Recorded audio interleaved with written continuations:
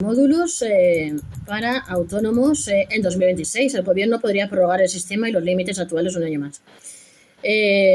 Las asociaciones coinciden en que lo más probable es que haya una nueva prórroga. Asociaciones aseguran que la intención del Gobierno es volver a extender un año más, al menos durante 2026, el sistema de módulos por el que tributan miles de autónomos. También se prorrogarían los límites actuales.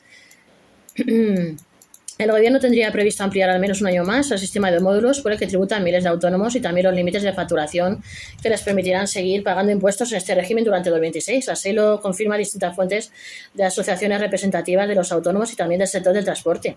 Según se confirma, el portavoz de la Federación Española de Transporte Discrecional de Mercancías FETRANSA, en una reunión que tuvieron a principios de año con distintas partes del Ejecutivo, ya se habría trasladado que la idea era prorrogar no solo el sistema de módulos, sino también sus límites. Desde hace una década hay una ley que prevé la reducción a la mitad de los umbrales para poder tributar en el régimen de estimación objetiva y cada año se amplían de forma extraordinaria estos topes para no excluir a miles de trabajadores por cuenta propia. De hecho, según se confirma con el portavoz de FETRANSA, la voluntad que les comunicaron en las reuniones a raíz del hecho Omnibus, que no superó en primer momento el trámite parlamentario, era de prorrogar el régimen y los límites para este año y también para 2026, entre otras cosas porque no hay tiempo material para negociar una reforma fiscal que permita su eliminación.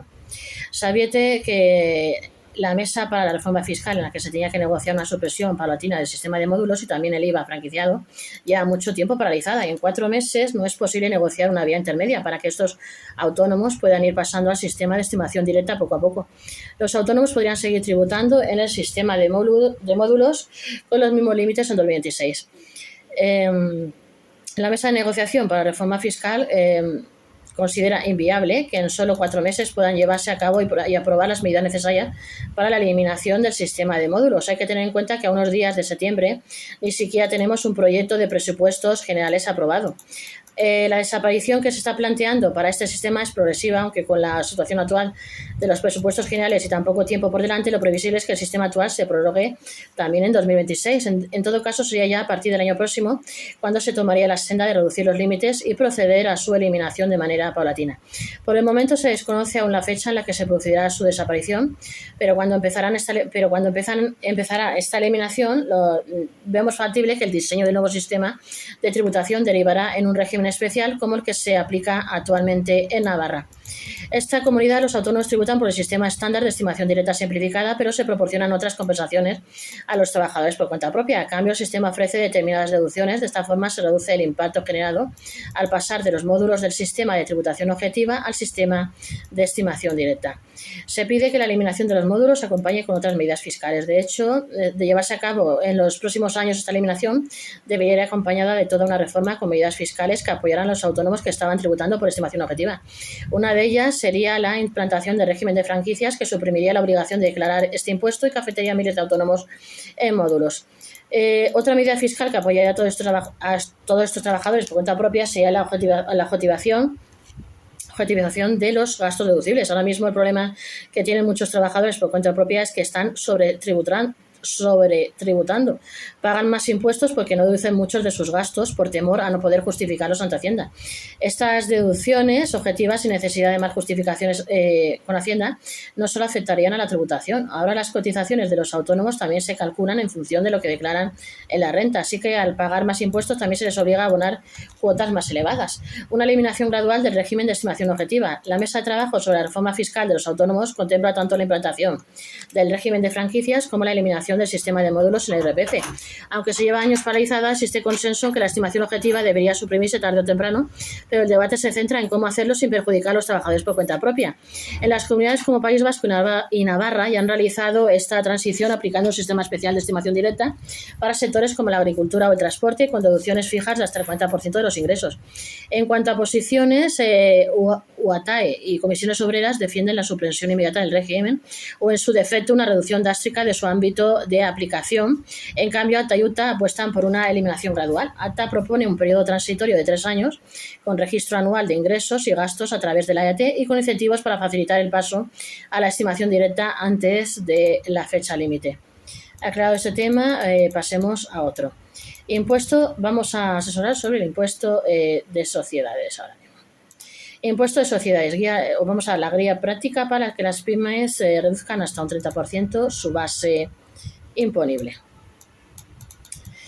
Las pequeñas empresas podrán acceder el año que viene a mayores incentivos por la reserva de capitalización, un incentivo que les permite reducir hasta un 30% de su base imponible. La reserva de capitalización permite a las pymes ahorrar en el impuesto de sociedades. Todos los negocios y pymes que hayan generado beneficios en 2025 podrán aplicar en su próxima declaración una reducción de hasta el 30% de la base imponible gracias a la reserva de capitalización. Se trata de un incentivo fiscal que premia a los negocios que deciden reinventar sus resultados en la propia sociedad en lugar de repartirlos, reforzando así su solidez financiera y evitando tener que acudir a financiación externa.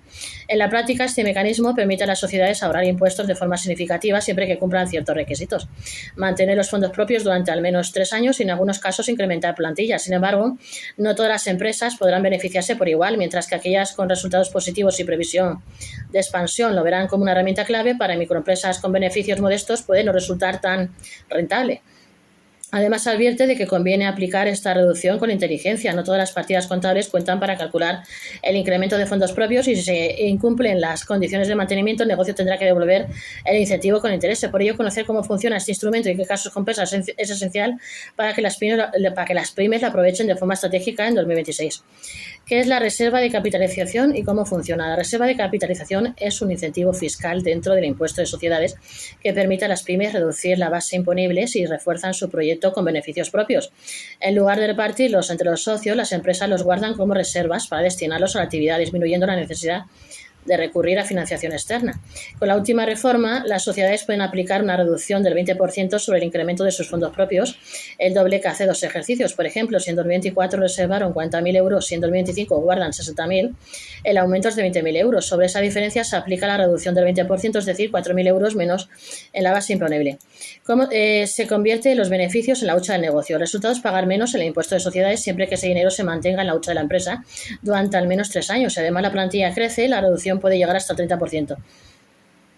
La aplicación es sencilla. En el modelo 200, las sociedades calculan cuánto han incrementado sus fondos propios respecto al ejercicio anterior y aplican la reducción correspondiente. No supone liquidez inmediata, pero sí menos impuestos y más recursos que permanecen en el negocio para hacerlo crecer. En definitiva, se trata de pagar menos al fisco a cambio de dejar el dinero dentro de la empresa. Luego estaría la guía práctica. ¿Cómo puede aplicarla una pyme? Para aplicar la reserva de capitalización, la pyme debe comprobar primero si de un ejercicio a otro ha incrementado sus fondos propios. El cálculo se hace en el modelo 200 del impuesto de sociedades, donde se reflejan las partidas que aumentan respecto al año anterior. Lo que se premia básicamente es que decidió la empresa con los resultados del año pasado. Si voluntariamente decidió reinvertir los beneficios en la propia empresa o dejándolos en reservas voluntarias, puede aplicar la reserva de capitalización este año. Reducciones con devolución de aportaciones, reservas legales o estatutarias, reservas indisponibles ligadas a otros incentivos como la de nivelación o la RIC. El resultado del propio año tampoco se incluye. Todo lo que no esté expresamente excluido se computa como incremento de fondos propios. El compromiso ha bajado de 5 a 3 años. Además, las empresas deben comprometerse a mantener ese aumento en el balance durante al menos 3 años hasta 2024. El plazo era de 5, pero Hacienda lo redujo como la última reforma para que resultara más atractivo a las empresas. La empresa debe valorar si de un año a otro ha aumentado sus fondos propios y si está dispuesta a mantener ese incremento 3 años mínimo dentro de la empresa. Esto, si existe previsión de repartir dividendos, puede que no lo pueda aplicar. El incumplimiento de este requisito es una de las causas más habituales de regularización. Los errores suelen venir después olvidar el requisito de mantenimiento y no regularizarlo bien en el impuesto de sociedades correspondiente. Si algo se pasa por alto, viene un requerimiento. ¿Cuándo compensa a las pymes y cómo planificarlo? Este incentivo no está diseñado para todas las sociedades, sino para aquellas que generan beneficios y deciden volver a colocarlos en el negocio. En general, las pymes que suelen tener resultados positivos pero que no reparten dividendos normalmente son las que más lo aprovecharán y sobre todo las que están en expansión y prevén ir aumentando la plantilla. Para microempresas con beneficios muy modestos, en cambio, el ahorro real puede ser tan reducido que no compense el esfuerzo de aplicarlo. Los negocios pueden valorar siempre el ahorro real antes de aplicarlo. Si es irrisorio, quizá no lo apliquen, pero mientras se puede aprovechar, bueno es. Más allá del impacto inmediato en la factura fiscal, la reserva de capitalización también puede convertirse en una herramienta de planificación a medio plazo. Se explica que puede combinarse con otros incentivos como la libertad de amortización o la amortización acelerada para empresas que facturan menos de 10 millones de euros. Podría reforzar la posición financiera del negocio y afrontar nuevas inversiones con menor carga impositiva. La reserva de nivelación, por ejemplo, hay que devolverla en un plazo máximo de 5 años, por lo que funciona como un adelanto de liquidez.